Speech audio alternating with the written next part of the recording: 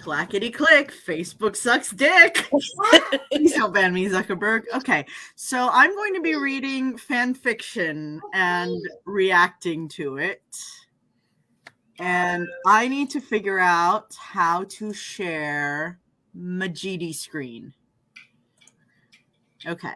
It says share down at the bottom. I don't know if that's share screen or... I am sharing the screen, yes. I'm also going to mute myself and watch this on my alternate account so I can monitor the comments and stuff. Hey, Facebook. Dude. All right, I'm getting off Facebook for a minute. You're getting... Okay, but you're still going to be in chat. No. Yeah. Okay, so you sent me Trials in Purgatory. This is... Well, that I also sent you okay. The other one. Okay, this needs to be... Guckin, hold on. Remove... This needs to be in my reading list. No, add to reading list. And then Second Chances is the other one. I sent you that in Facebook. Yes, you did. Pain. Okay, does it start with Chapter 1, Death Cometh? Yes. Okay, excellent. Oh, guess what? You get to hear my story. Yes. Okay.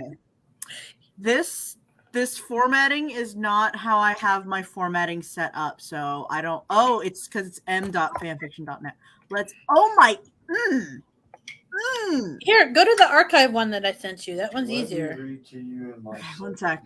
boys. What? That's what Sigyn said. I sent it to you in your Facebook chat, Sweets. You did Yes. do that, yes. Yes, I know. Okay, we're gonna try this again. Yeah, right there. This one. Yeah, that one. There you go. This one. Okay, good. 'Cause this can... There we go. That's better. Summary: Colonel William Tavington faces death, but is it the end for him? This story is based on the end of the movie. Whoa, whoa, whoa. The Patriot. And so has your OCs in it. It is a what-if story. What if Tavington didn't die? What if he was saved? What if he eventually learns to love? Can he be redeemed? Rated M in later chapters. There will be smut and porn main character death. That's fantastic. Okay. I'm out of tea. This is an outrage. This is unacceptable. I'm out of tea, so I'm going to grab a Capri Sun. See if I can actually modulate my voice to the character that I was kind of in character as when I did this makeup. Ooh, sippy packs. I love those. Those are great. Okay. Pain. That's all that he felt, all that he could focus on. Unbearable, unrelenting pain in the struggle to breathe. It was bad enough that he'd been tricked, stabbed through the gut with a bayonet when he thought his quarry down.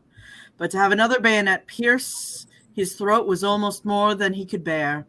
He should have known better. He pulled the exact same trick on the man he was about to strike down, son.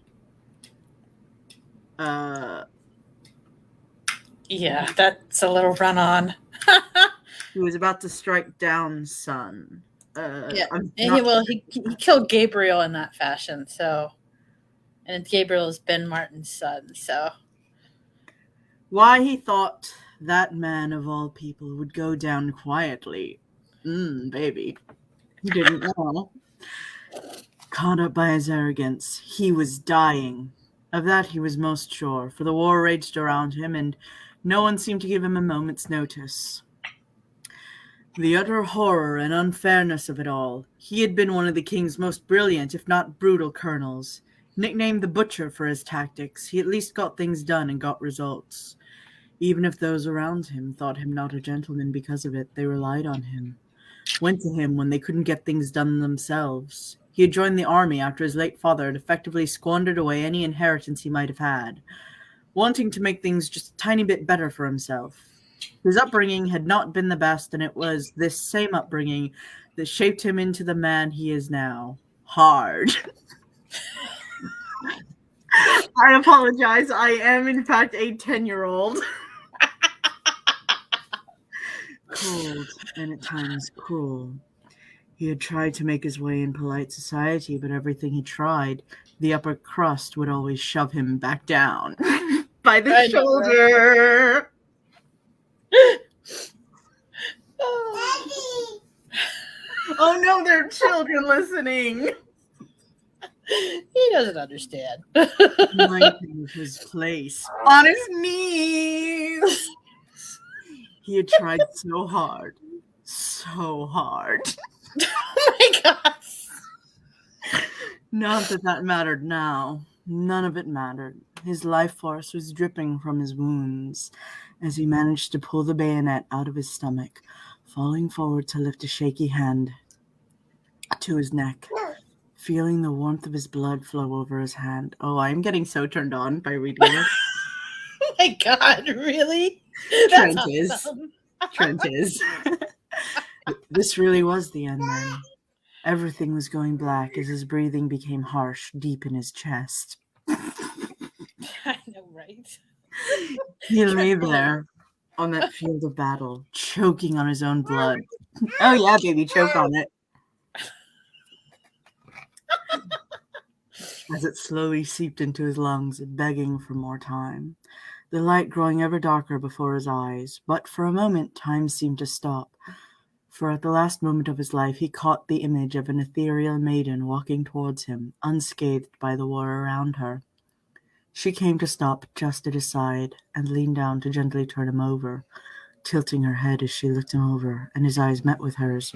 Was she an angel? Hi, Lucius! Hi, Baba. Hi. You want to say hi? Hi, be that way. He's playing with his Oh no, oh, please don't reach for my Capri Sun. My son is reaching for my Capri Sun. Say hi. Hey. And there's no. That's Mia. She's howling at the police car sirens. Was she an angel? You know, Trent did the same thing. He's like, oh, this must be an angel, this person. Mm-hmm. In, Hi, Angel. West Covina, yeah. Come to take him to the next place. He's on a highway to hell. And he deserved that. All he saw when he looked up at her was peace and a tiny bit of pity. Pity? What had an angel to feel pity? He realized suddenly with her nearby that he didn't feel the pain anymore. Not of his wounds, not of his soul. All was gentle. Ooh. Okay, I'll hold it. Breathing was eased just the slightest. What was happening? Was this how he would go?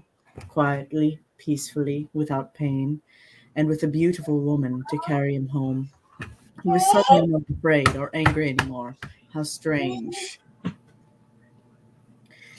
Please do not touch my diary. Thank you. He reached out his free hand, begging this beautiful maiden to at least stay with him at his end, so he didn't die alone, and she took it, whispering soft words that he couldn't understand, because they were in Greek. Yes. He felt comfort in them. With her hand clasped tightly into his own, he allowed his eyes to close slowly, her face the last thing he was convinced he would ever see. The end! No, I'm kidding. See, okay, line break. Finally, it let me. Oh my God, why won't this let me put the line break in? It did, like, the XOXO is what I do because sometimes it doesn't let you do, like, the straight line. Mm-hmm. And like, it'll erase the dash or whatever, so. I did. It erased my dashes and it pissed me off. How long he was out for, he had no way of knowing. He was sure that he had died, for he had been too far gone for even the most boy. For even the most skilled medic of his time to heal him. How then had sensation slowly returned to him? Oh, I bet it did. The first thing he felt upon slowly returning to the light was that pain again, and he tried to shy away back into the darkness, away from it. Okay, but when you say light, I'm thinking of this handsome fella.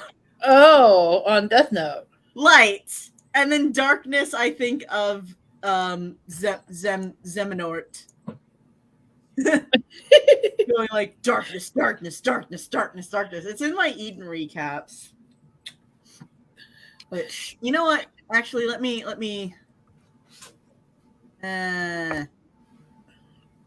okay. Fine. Hello. Hello. Hi. I'm still here. Not you. Oh.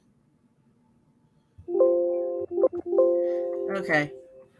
Well, it's not letting me do that, so oh, I see. Okay. Yeah, so we have a darkness react for this. So Awesome. so whenever we hear darkness, we think of Xehanort. And there was one of him just going darkness, darkness, darkness, darkness, darkness. But I can't find it. So anyway, away from it. He could feel himself breathing, though, deep, even, smoothly. He took a deep inhale just to be sure and was amazed at how painlessly he breathed. Slowly daring. Is that on my screen? Okay, never mind. Yeah, That was on my screen. yeah, Sorry. that's yeah. Slowly daring to open his eyes to go into the light once more, he panicked a moment when he didn't recognize where he was. He was in a bed overly big for him. Yeah, because Valkyries are huge. With comforters and blankets all around him. Oh, that sounds so cozy. It is. I wanted it to be. In a room that was bright and warm, listening, he heard no sounds of battle and only the sound of faint running water from nearby. Dear God, that sounds like a nightmare. Please make it stop. Trent. It's from a river. My muses are running wild. Yeah, it doesn't help that I've had River Run Red stuck in my head. There's a song by You gotta Rachel move, honey. Mitchell, and it's River Run Red, keep me safe behind the stone. And it's like, okay, a woman wrote this, and she doesn't realize what that sounds like. Like a woman wrote River Run Red. She should have known better than to call it that. Right. And I will never refer to my menstruation as anything else. And anyway, that's what's going on with me. But yeah, poor Trent. It's just a small little river / trickle behind the Trickle. Yes, call it a trickle. That makes it funnier. His breathing quickened. Oh, same. As his panic took hold firmly. Oh, same. Yes. Yes, we are relating to this character. And he made to move to get out of the bed. Okay, you've lost me. But suddenly, something stopped him. A hand rested gently against his chest, and he looked up to see the beautiful maiden again, sitting by his bedside. No, do not move. You must rest. What are you doing? Okay, you're just flopping onto my bed. That's fine. I love it when they do that. Yes. I feel like he's getting into mischief, but he's not. As long as he doesn't touch any of my toys, he's fine. She whispered softly to him, giving him a small smile. She had dark hair and sea-green eyes, her skin pale like the moon, and yet she had a grace about her that made him relax just the tiniest bit. If he was in heaven, then she was his angel. His! Mm-hmm. He was surprised by that sudden flare of possessiveness that shot through him and tried to squelch it. Sitting back into his pillows once more, he opened his mouth to speak, but no words came out, only garbled, strangled, soft sounds that very nearly had him panic again and earn him another scolding from his angel. So the garbled, strangled, soft sounds, I hear that, and I think of when in Dr. Horrible's sing-along vlog, he's like... Yeah, pretty much. It's kind of like... it's like, yeah, that would make me panic if I couldn't talk. Yeah, this line break here needs to be more line breaky. More line breaky. That's probably not your fault. That's probably the formatting of the site. But yeah, don't try to speak. Not yet. Your throat needs to heal. You will hurt yourself worse if you do, and you will be beyond. Lucius, please off my fingers. Thank you. You weren't allowed to play with those before you were born. Why would I let you play with them now?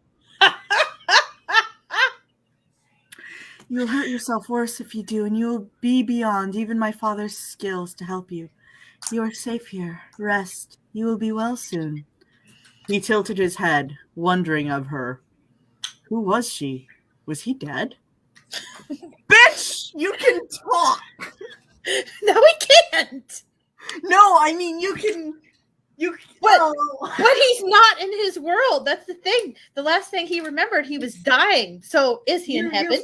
Is he dead? And panic. Why would you feel that if you were dead? Oh, wait, never mind. I just I remembered. mean, Okay. you never know. He could be in like heaven. And Why would he Yeah. feel panic in heaven? I don't know. One sec. I know exactly one muse of mine that would feel panic in heaven, and that's only pre-season 5. But it's like the last thing he remembered, he was dying, and then everything went black. So he has no idea what happened. Did he cross over? Did he go somewhere else? He doesn't know yet. His eyes met hers, and she giggled softly and shook her head slowly. No, you aren't dead. Not yet. But you gave it your best shot. She teased lightly, reaching out to smooth the blankets about his chest. He tilted his head at her, and then it hit him. She had answered him without him speaking. Seeing the look he gave her, his angel blushed and met his startled gaze. I can hear you. She lifted a finger and gently tapped her head. In here. She saw his eyes widen and so suddenly shook her head. No, do not worry. I'm only listening to the parts where your thoughts lie, so we can communicate until you are better. Your thoughts, your private thoughts, are still your own. Oh, I would take so much advantage of that. Becca would too, but she's not. She's tried. Okay. She let out a soft sigh and bit her lip. I know you're very confused, but I promise to answer any questions you may have. But for now, you must rest. She made to stand, and for some ungodly reason, he didn't want her to leave. One of his hands shot out from under the blankets, and he grabbed her wrist, making her pause and turn back to him with a soft smile. It's all right, William. I promise you are safe here. I will return soon. Her hand alighted upon his, making him relax his grip and taking his hand into her own, giving a light squeeze. Rest. All will be well. She let go of his hand and brought hers up to caress his cheek lightly, an action that he almost started at. No one had ever been nice to him like that, or showed any care of him or his person. Oh, no. Never. So is he the kind of person who he wasn't dropped as a baby because he was never held as a baby? I don't know about that, but nobody ever really loved William Tabington for him, is what I got from watching that movie. That poor freaking man. Everybody Okay. only wanted his rank or his title or what they thought that he could give them. Okay. All anyone had ever cared about was what his rank and what they could get from him, even the women he had had relations with back in his time. Stop gagging, Sebastian. It's not gross. Brett, put that back. No, that is not for you. No, hang on. No, that is not for you. Put it back. Don't touch. That's for Mia. Come here. Ugh. Had only ever craved these things and had done what they thought was necessary to get what they wanted from him. No one had ever been tender just to be tender. With one gentle caress, she had touched something inside him that he didn't even know he had, and it frightened him. But she was his, and he would do this.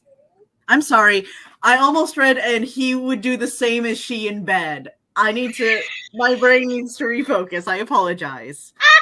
But she was his, and he would do as she bid. Leaning back into the bed, his eyes slipping closed, it was only as he was fading into dreams that he suddenly realized she had said his name.